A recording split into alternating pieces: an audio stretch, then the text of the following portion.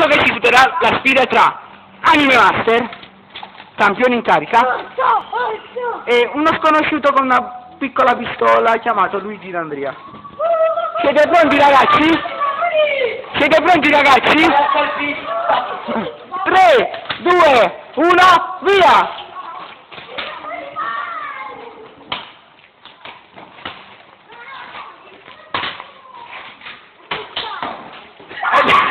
Ed ecco che Luigi viene colpito per la prima volta in questa lunga sfida.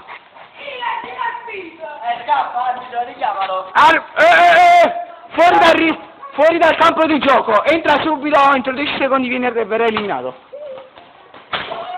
Secondo... terzo! Vittoria per il campione! Quarta!